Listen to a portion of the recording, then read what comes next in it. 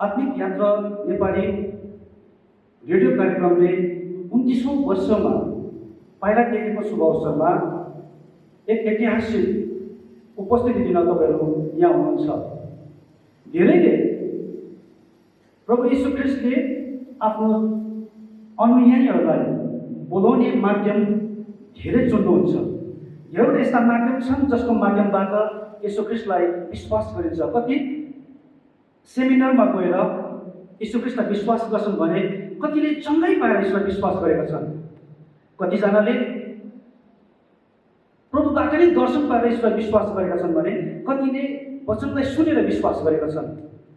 तर यस्ता व्यक्तित्वहरू पनि हामी समक्षमा रहेछन् जसले रेडियोको माध्यमबाट पनि यीशु ख्रीष्टलाई विश्वास गरेर आफ्नो जीवनलाई यीशु ख्रीष्टमा यापन गरेका छन्। हजुर म कुरा गर्दैछु यही आत्मिक यात्रा रेडियो कार्यक्रमबाट यीशुलाई विश्वास गरेर आफ्नो गवाहीलाई प्रस्तुत गर्न गइराखेकी छ। उनी नेपालबाट हुनुहुन्छ जसले 12 वर्षको उमेरमा रेडियोलाई सुनेर यीशुलाई विश्वास गरेकी हुन्। यति बेला हामी समक्ष हाम्रो छिमेकी राष्ट्र नेपालबाट आफ्नो गवाहीलाई प्रस्तुत गर्न निम्ति हामीसँग हुनुहुन्छ बहिनी सृजना। बहिनी सृजना, तपाईँलाई स्वागत छ। कुरा गरौँ तपाईँ आज यति ऐतिहासिक कार्यक्रममा हुनुहुन्छ। अवश्य पनि तपाईँलाई रमाइलो लागिराखेको छ, एक प्रकारको अर्कै अनुभव भइराखेको होला अनि सम्पूर्ण दर्शकहरूले तपाईँले हेरिराख्नु भएको छ अनि तपाईँलाई जान्न चाहिराखेका छन् र तपाईँले यति बेला तपाईँको आफ्नो परिचय अनि तपाईँ कहाँबाट हुनुहुन्छ अनि कहिले अनि कसरी तपाईँले रेडियोको माध्यमबाट यीशुलाई विश्वास गर्नुभयो अनि तपाईँको पेसा अहिले के छ यसलाई संक्षिप्तमा तपाईँले हाम्रो दर्शक महानुभावहरूलाई बताइदिनुहोस् न।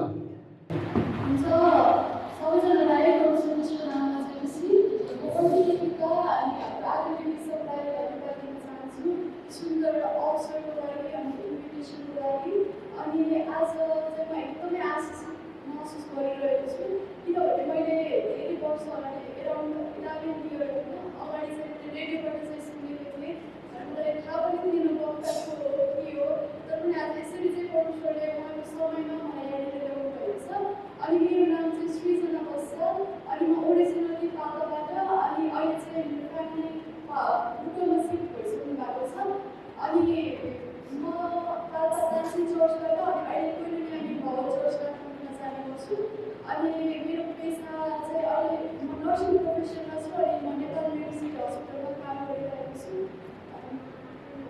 तपाईँले आत्मिक यात्रा रेडियो कार्यक्रमबाट यीशुलाई पाउनुभयो। एउटा 12 सालको उमेरमा रहेछ नि है। अनि त्यो रेडियो कार्यक्रममा बोल्नुहुने वक्तालाई तपाईँले सायदै हेर्ने इच्छा गर्नुभयो होला, भेट्ने इच्छा गर्नुभयो होला। तपाईँको त्यो इच्छा कहिले अनि कहाँ गएर चाहिँ तपाईँले त्यो इच्छालाई पुरा गर्नुभयो, कहिले भेट्नुभयो उहाँलाई? प्रश्नको लागि धन्यवाद। मैले चाहिँ उहाँलाई भेट्नको लागि इच्छा गरेको 11 वर्षसम्म मैले प्रार्थना गरेको किनभने मैले चाहिँ कसरी प्रकाशित एउटा साउन्डबाट एउटा रेडियोको माध्यमबाट चाहिँ मेरो लाइफ ट्रान्सफर्मेसन भयो। अनि मैले चाहिँ 11 वर्षसम्म प्रार्थना गरेको थिएँ को होला कसरी भेट्ने होला। अनि त्यसपछि मैले फेसबुकबाट चाहिँ मलाई फ्रेन्ड रिक्वेस्ट पठाएँ। 11 वर्षपछि मात्रै थाहा भयो कि अनि म चाहिँ फेसबुकमा हुनुहुँदैछ भनेर अनि त्यसरी चाहिँ कन्ट्याक्ट गरेर अनि मैले मलाई चाहिँ ललितपुरमा भेट्ने मौका पाएँ। अनि परमेश्वरलाई कुराको लागि एकदमै धेरै धन्यवाद दिन्छु। तपाईँको त्यो पहिलो अनुभव जब तपाईँले हाम्रो रेडियोको प्रस्तुता आत्मिक यात्रा नेपाली रेडियो कार्यक्रमको प्रस्तुता अति आदरणीय बिशप महोदयलाई जसले तपाईँले साक्षात् देख्नुभयो, भेट्नुभयो, तपाईँको अनुभव कस्तो भयो? तपाईँले उहाँसँग कसरी तपाईँले के सम्बोधन गर्नुभयो, तपाईँले कसरी आफ्नो परिचय दिनुभयो? मलाई चाहिँ मैले भेटिसकेपछि चाहिँ मलाई चाहिँ कस्तो मेरो कन्सेप्ट चाहिँ कस्तो छ भन्दाखेरि पास्टरहरू अगाडि भएपछि उहाँहरू चाहिँ एकदमै ठुलो हुनुहुन्छ होला अनि उहाँहरूसँग बोल्नु पाउनु पनि एकदमै ठुलो कुरा हो। किनभने मैले कमन बिलिभर हो। अनि मैले जब उहाँलाई भेटेँ मैले एकदमै हम्बल पाएँ अनि एकदमै उहाँको बौद्धिक स्तरहरू मैले कुरा गर्दै गर्दाखेरि म त मेरो सोच्ने तरिकाहरू कति राम्रो रहेछ अनि उहाँको सोच्ने तरिकाले उहाँको लाइफलाई हेर्ने पर्सपेक्टिभहरू सबै कुरा हेर्दाखेरि चाहिँ म एकदमै अचम्मित भएँ। अनि त्यो कुराले चाहिँ म परमेश्वरलाई चाहिँ धेरै धन्यवाद दिँदछु होइन यो कुराको लागि। म उहाँलाई हेरेर चाहिँ एकदमै आशिषित प्रिय दर्शक महानुभाव, तपाईँले सुन्दै हुनुहुन्छ बहिनी सृजनाको मुखबिन्दबाट, जसले 12 साल अघि आत्मिक यात्रा नेपाली रेडियो कार्यक्रमलाई सुनेर यीशुमा विश्वास गरे अनि उहाँले आफ्नो त्यो कार्यक्रमको प्रस्तोता बिशप महोदयलाई भेट्ने इच्छा गरेको थिए, जो इच्छा 11 सालपछि पुरा भयो अनि उहाँ साह्रै खुसी हुनुभयो। अर्को प्रश्न गर्छु बहिनी तपाईँलाई, हामी खुसी छौँ तपाईँको उपस्थितिमा। तपाईँले यीशुलाई विश्वास गर्नुभएछ, रेडियोको मार्फत यीशुलाई विश्वास गर्नु भइसकेपछि तपाईँ एक्लैले विश्वास गर्नुभयो कि अथवा त्यो समयको माहौलहरू, तपाईँको परिवार, तपाईँको दिदी बहिनीले के कस्ता रिएक्सन गरे अथवा उनीहरूले अथवा तपाईँ कसरी त्यहाँबाट तपाईँ चर्च जान थाल्नुभयो, अलिक बताइदिनुहोस् न। धन्यवाद प्रश्नको लागि। मैले चाहिँ म 6 क्लासमा पढाइ चाहिँ भयो पढेको थिएँ। त्यसपछि चाहिँ म अर्को एरिया भन्ने गाउँमा गएको थिएँ। सर गाडी पनि एकचोटि मात्रै जान्थ्यो एक दिनमा। अनि त्यो गाउँमा चाहिँ म अनि रेडियोबाट चाहिँ सुसमाचार पुगेको रहेछ। अनि म चाहिँ त्यतिखेर गइसकेपछि जब मैले रेडियोबाट सुसमाचार सुनेँ, अनि सुनेर मात्र होइन तर मैले चाहिँ यीशु ख्रीष्टलाई टेस्ट गरेर हेरेँ। मेरो लाइफमा मैले प्रार्थनाहरू गरेँ, मैले जाँचेर हेरेँ। अनि त्यसपछि चाहिँ मैले सत्य हुनु रहेछ भनेर थाहा पाएँ। त्यतिखेर थाहा पाइसक्दाखेरि चाहिँ त्यतिखेरसम्म ठुलोठुलोहरूले पनि सुन्नुहुन्थ्यो तर कसैले पनि विश्वास गर्नुभएको थिएन। तर हामी यस्तै 5, 6, 7, 8मा पढ्ने विद्यार्थीहरूले चाहिँ अनि एकदमै यो कुराले चाहिँ हामीलाई इम्प्याक्ट पार्यो। अनि इम्प्याक्ट पारिसकेपछि मेरो दिदी चाहिँ एकदमै धेरै विरोधी हुनुहुन्थ्यो क्या, कृष्ण विरोधी हो। मैले विश्वास गरिसकेपछि तर यही आफ्नो यात्राबाट आएको एउटा ट्र्याक्स, एउटा सानो ट्र्याक्सलाई चाहिँ अनि उहाँले आएको थियो, प्रोग्रामबाट आएको थियो, हामीले चिठीहरू पठाउने गर्थ्यौँ। चिठीहरू पठाउँदाखेरि अनि त्यो ट्र्याक्सले चाहिँ मेरो दिदीको लाइफ चेन्ज भयो। अनि चर्चको कुरा गर्ने हो चाहिँ त्यो गाउँ थियो, एउटा पनि विश्वासी थिएन, एउटा पनि पास्टर थिएन, त्यो कोही पनि थिएन। अनि त्यहाँनिर चर्च थियो, अब हुन्छ नि बाइबल थियो, मलाई केही पनि थाहा थिएन। त्यति मात्र थाहा थियो यीशु ख्रीष्ट हुनुहुन्छ। अनि हामी यो रेडियो प्रोग्राम पुरेर बस्थ्यौँ। अनि पछि मात्रै हामीले विश्वास गरेको 2 वर्षपछि मात्रै हामीलाई थाहा भयो कि चर्च पनि रहेछ, यीशु ख्रीष्टलाई वर्शिप गरेको रहेछ।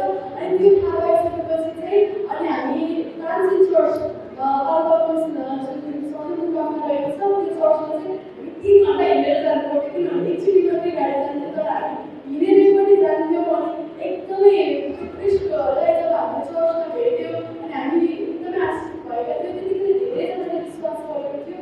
त्यसमा चाहिँ हामी 3 जना चाहिँ मेन चाहिँ मेरो मम्मीले दिदी अझै एकजना चाहिँ हामीले चाहिँ हामी त्यसरी चाहिँ मण्डली भएको थियो। प्रिय दर्शक महानुभाव, तपाईँले सुन्दै हुनुहुन्छ बहिनी सृजनाको मुखबिन्दबाट यहाँको आफ्नो जीवन गवाई, जसले 12 सालको उमेरमा आत्मिक यात्रा नेपाली रेडियो कार्यक्रमबाट यीशुलाई विश्वास गरे।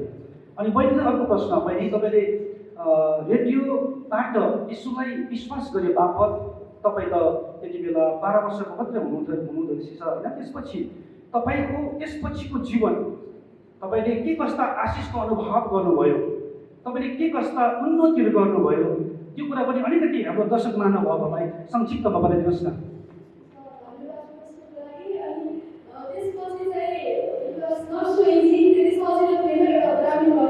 हिन्दू फ्यामिलीको गाउँमा हुर्केको, अब भर्खर प्रभाइ सुनेको छ। हामी त्यहाँनिर सुसमाचार नपुगेको होइन, सुनेको हो तर कसैले पनि गर्नु भएको थिएन। अनि त्यतिखेर चाहिँ जब मैले प्रभाइ सुने, मेरो दिदीले सुन्नुभयो, घरबाट धेरै विरोधहरू आयो, एकदमै अप्ठ्यारो परिस्थितिहरू आयो। तर पनि हामीले मण्डली छोडेनौँ। 2 वर्षसम्म हामी मण्डली गयौँ। तर मण्डली गइसकेपछि पछि मेरो दिदीको विवाह भयो। विवाह भइसकेपछि चाहिँ मेरो बाइबल जरायो, मलाई कुटियो, मेरो दिदीले फोन सानो आएको थियो, त्यो पनि तोडियो, सबै कुरा गरेर अनि मलाई 3 वर्षसम्म चाहिँ चर्च जाने दिन भएन होइन। मलाई एकदमै अप्ठ्यारो परिस्थितिमा पर्नु भयो। चर्च जानु मात्रै नदिनु भयो कि त्यो मेरो मम्मी चाहिँ मेन्टल प्रब्लम भएको मान्छे। अनि 1 हप्तासम्म चाहिँ औषधि खानु भएन भने चाहिँ मम्मी इनिसियल स्टेज मिसम्यारेज त्यसमा जानुहुन्थ्यो, मम्मीले खानु भएन 1 हप्तासम्म औषधि। त्यो सिचुएसन देखेर चाहिँ मैले प्रभाइ छोड्छु भनेर भन्ने बाध्यता पाएर अनि त्यो सिचुएसनबाट चाहिँ म 3 वर्षसम्म चाहिँ चर्च जानु पाएन। अनि त्यो चर्च जानु नपाइसकेपछि म 3 दिन रुन्थेँ क्या, प्रभु तपाईँ यति मान्नुहुन्छ किन मलाई चाहिँ होइन यस्तोबाट निकाल्न सक्नुहुन्न भन्ने। तर म परमेश्वरलाई धन्यवाद दिन्छु, त्यो 3 वर्ष बदलामा म चर्च गएन, मेरो बाइबल पनि थिएन, मसँग केही पनि थिएन।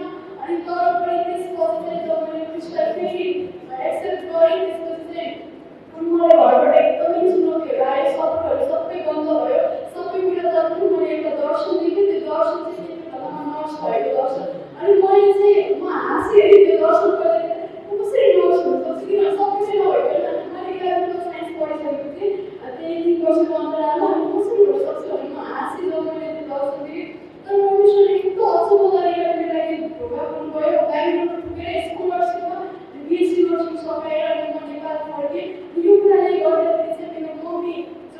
चाहिँ भन्नुहुन्थ्यो उहाँको लागि ट्रान्सफर्मेसन भयो मेरो मम्मीले पनि प्रोभाइड गर्नुभएको थियो यति धेरै विरोध गर्ने मेरो फ्यामिलीले पनि अहिले चाहिँ विरोध गर्नु हुँदैन किनभने उहाँहरूले देख्नुभएको छ म त्यस्तो काइन्डको सूत्रमा अर्काको देशमा अर्काको अधीनमा अरू मान्छेको अगाडि जाँदाखेरि पनि परमेश्वरले मेरो घटी कमी मेरो अभावहरू मेरो कुनै पनि परिस्थितिमा मलाई सपोर्टहरू नआउँदाखेरि पनि परमेश्वरले मलाई कहिले पनि अभाव नराख्नु भएन मलाई परमेश्वरले कहिले पनि छोड्नु भएन अनि यो कुराले गर्दाखेरि चाहिँ अहिले मेरो फ्यामिलीमा पनि नभएर मेरो रिलेटिभ्सहरू पनि सबैले चाहिँ देखिरहेको छ कसरी फ्यामिली इग्नोर गर्दाखेरि पनि हाम्रो परमेश्वरले चाहिँ हाम्रो कहाँसम्म लगाउन सक्नुहुन्छ। हामी प्रिय दर्शकवृन्द कति आशिषमै गयो बहिनीको आँखामा कता कता आँसुको थोपाहरू म देख्दैछु। यो एउटा मन लाग्छ एउटा खुसीको आँसु जसको कारणले गर्दा हामी पनि आशिष बनिराखेका छौँ। एउटा ब्राह्मण घरमा हुर्केकी एउटा 12 वर्षको केटीले यीशुलाई विश्वास गरिसकेपछि यति अप्ठ्यारो परिस्थितिहरूबाट उनी गुज्रन पर्यो। त्यस्तो हुँदा हुँदै पनि 3 साल स्कुल जान पाएन, चर्च जान पाएन पनि यीशुलाई छोड्नु भएन अनि लगातार अघि बढी जसको कारण गर्दा अहिले उनी पेसाले नर्स हुनुहुन्छ। सबै प्रभुले बाटो खोलिदिनु भयो। सबै प्रकारको परिस्थितिमा दिगो रहनु बहिनीको व्यवहार हामीले सुनिराखेको छ। अन्ततिर गइराखेको समयले हामीलाई डाँडा काटिराखेको छ। अनि बहिनीले एउटा प्रश्न सायदै यो सेकेन्ड लास्ट प्रश्नको गरिराखेको छु।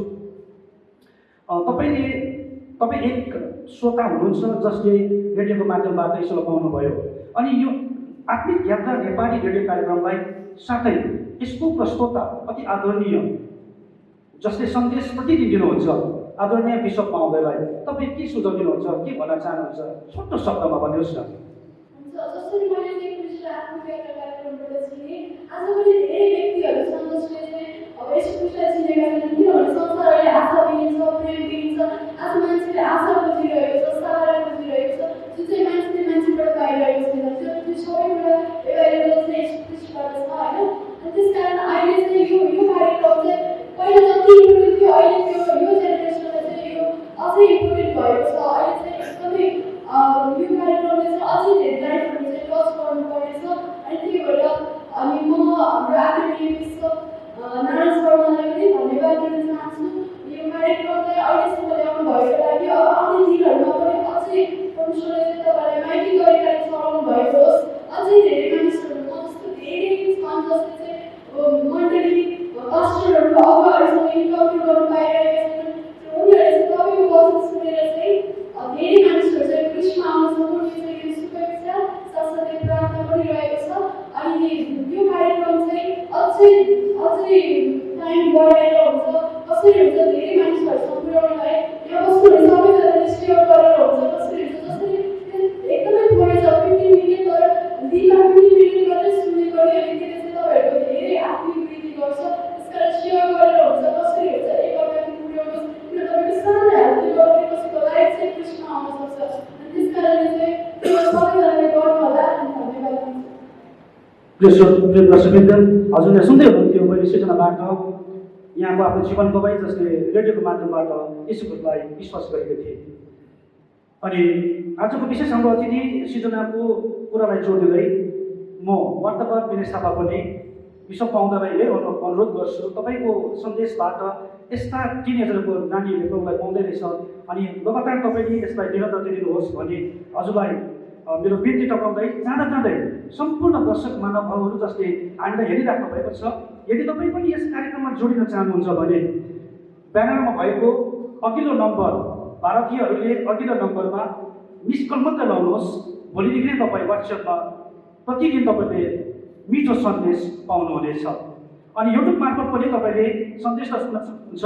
आत्मिक यात्रा तपाईँले टाइप गर्नुहोला त्यसै मार्फत पनि तपाईँले यस अति आशिषमय कार्यक्रमलाई तपाईँले प्राप्त गर्न सक्नुहुनेछ। र तपाईँले एउटा काम गरिदिनु होला दया गरेर युट्युब च्यानललाई लाइक सेयर अनि सब्सक्राइब गरिदिनुहोस् ताकि धेरै मानिसहरूले सुन्नुपर्छ अनि सृजनालाई जस्तै यसु ख्रीष्टलाई विश्वास गर्नुपर्छ।